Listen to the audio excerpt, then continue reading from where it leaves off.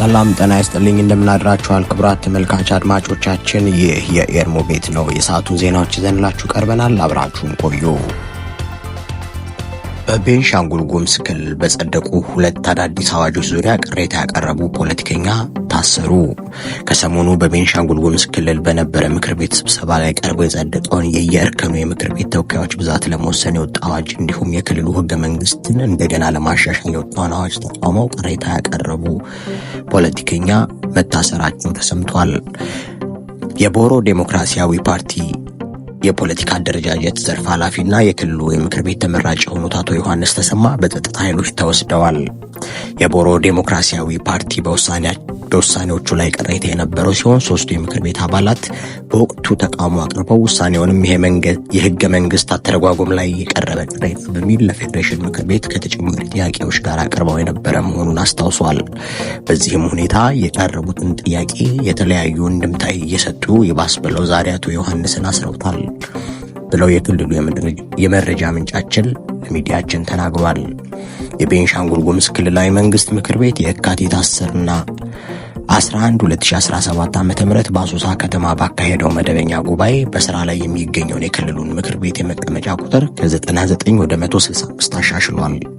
የቦሮ ዴሞክራሲያዊ ፓርቲ ግን የህዝብና ቤቶች ቆጠራ ሳይደረግ በ165ቱ የመቀመጫ ብዛት አሁን በስራ ላይ ለሚገኙ የምርጫ ክልሎች የተከፋፈለበት መንገድ የህዝብን ብዛት ያማከለ አለመሆኑንና የነባር የምርጫ ክልሎች የፈረሱበትና አዳዲስ ምርጫ ክልሎች የተቋቋሙበት ሂደት ህገ መንግስቱን የጣሰ በመሆኑ እንዲሁም በቂ ውይይትና ክርክር ያልተደረገበት በመሆኑ ቅሬታውን ገልጾ ነበር።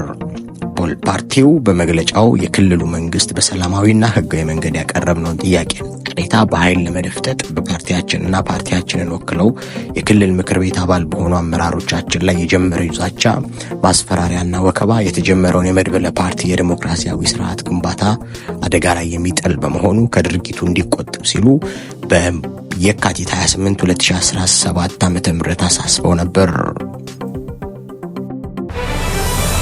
በስዊዘርላንድ ዋና መስሪያ ቤቱን ያደረገው ሰሌክታ ግሩፕ በሰሜን ኢትዮጵያ ኩንዚላ የሚገኘውን የምርት ማዕከሉን በፖለቲካ አለመረጋጋትና በወታደራዊ ሁኔታዎች ምክንያት ወደ ኬንያና ኡጋንዳ ማዛወሩን አስታውቋል። ኩባንያው የዚህ ውሳኔ ምክንያት በኢትዮጵያ ያለው ሁኔታ ለሰራተኞች ደህንነት ስጋት መፍጠሩና የሎጂስቲክ ችግሮች መከሰታቸው እንደሆነ ተናግሯል። የኩባንያው ዋና ስራ አስፈጻሚ አንጋሳር ክሌም ይህን ውሳኔ አሳማሚ እርምጃ ሲሉ የገለጹት ሲሆን በኢትዮጵያ ያደረጉትን ከፍተኛ ኢንቨስትመንትና ጥረት ከንቱ መሆኑን አበክረው ተናግረዋል። ይህ ሁኔታ በኩንዚላ አካባቢ ከ1000 በላይ የሥራ ዕድሎችን የሚያሳጣ ሲሆን በቀጥታና በተዘዋዋሪ ወደ 10,000 የሚሆኑ ሰዎችን ይጎዳል። ኩባንያው ለአካባቢው ማህበረሰብ የኢኮኖሚ ህይወት መስመር እንደነበርና መውጣቱ ትልቅ ጉዳት እንደሚያስከትል ተገልጿል። ሰሌክታ ግሩፕ በኬንያና ኡጋንዳ ያሉትን የምርት ማዕከላት በማጠናከር ለደንበኞች የምርት አቅርቦት እንዳይቋረጥ ማረጋገጡን ገልጿል። ወደፊት ሁኔታዎች ሲሻሻሉ ወደ ኢትዮጵያ ለመመለስ ተስፋ እንዳለውም አስታውቋል። ሰሌክታ ግሩፕ በዓለም አቀፍ ደረጃ ግንባር ቀደም የሆነ የአበባና የጌጣጌጥ እጽዋት አምራች ኩባንያ መሆኑ ይታወቃል።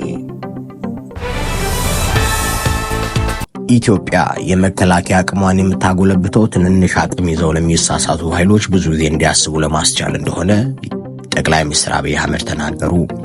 አብይ ይህንን ያሉት ስካይዊን ኤሮኖቲክስ ኢንዱስትሪ የተባለውን የሰው አልባ አውሮፕላኖች ማምረቻ ቅዳሜ የካቲት 29 2017 በመረቁበት ወቅት በሰጡት ገለጻ ነው። ጠቅላይ ሚኒስትሩ ለወታደራዊ አገልግሎት የሚውሉ ምርቶችን በሚያመርቱ ፋብሪካዎች ተገኝተው ማብራሪያ ሲሰጡ የትናንቱ በአንድ ሳምንት ውስጥ ለሁለተኛ ጊዜያቸው ነው። ባለፈው ረቡዕ በኦሮሚያ ክልል አምቦ ከተማ አቅራቢያ የሚገኘውን የሆሚቾ ጥይት ፋብሪካ የጎበኙት ጠቅላይ ሚኒስትር አብይ ኢትዮጵያ ከወታደራዊ ግብዓት አንጻር የነበረባትን ውስንነት ከሞላ ጎደል ፈታለች ብለው ነበር። የጠቅላይ ሚኒስትሩ የፋብሪካ ጉብኝትም ሆነ ያቀረቡት ገለጻ ኢትዮጵያ ከኤርትራ ጋር ወደ ሌላ ዙር ጦርነት ለመግባት በዝግጅት ላይ ለመሆኗ ማሳያ አድርገው የሚቆጥሩ ወገኖች አሉ። ይህንን በማስመልከት ጠቅላይ ሚኒስትር አብይ በትናንቱ ገለጻቸው እነዚህን አቅሞች የምናጎለብተው ለመዋጋት አይደለም፣ ውጊያን ለማስቀረት ነው ሲሉ ተናግረዋል።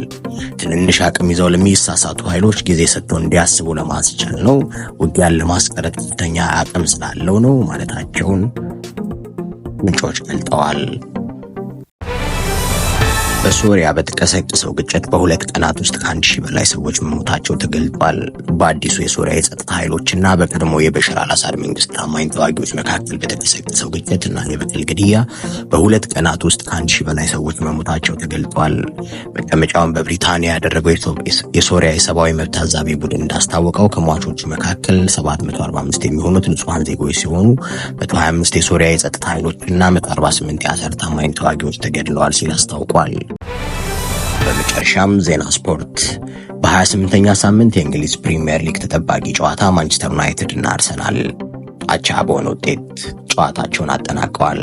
ማንቸስተር ዩናይትድን ቀዳሚ ያደረገች ግብ ብሩኖ ፈርናንዴስ ያስቆጠረ የአርሰናልን አቻነት ግብ ዴክለን ራይስ አስቆጥሯል። ውጤቱን ተከትሎ ማንቸስተር ዩናይትድ በ34 ነጥብ በ14ኛ ደረጃ ላይ ሲቀመጥ አርሰናል በ55 ነጥብ ሁለተኛ ደረጃ ላይ ይገኛል። በሌሎች ጨዋታዎች ቼልሲ ሌስተር ሲቲን 1-0 ሲያሸንፍ ቶትንሃም ከበርንማውዝ 2-0 በሆነ ውጤት ጨዋታቸውን አጠናቀዋል። ክቡራት አድማጭ ተመልካቾቻችን ለሰዓቱ ያዝንላችሁ ዜናዎች እነዚህን ይመስሉ ነበር። ከሰዓታት በኋላ ተመልሰን የምንገናኝ ይሆናል። ቻናላችንን ላይክ፣ ኮሜንት፣ ሰብስክራይብ እና ሼር በማድረግ ወገንተኝነታችሁን እንድታሳዩን በታላቅ አክብሮት እንጠይቃለን። መልካም ውሎ።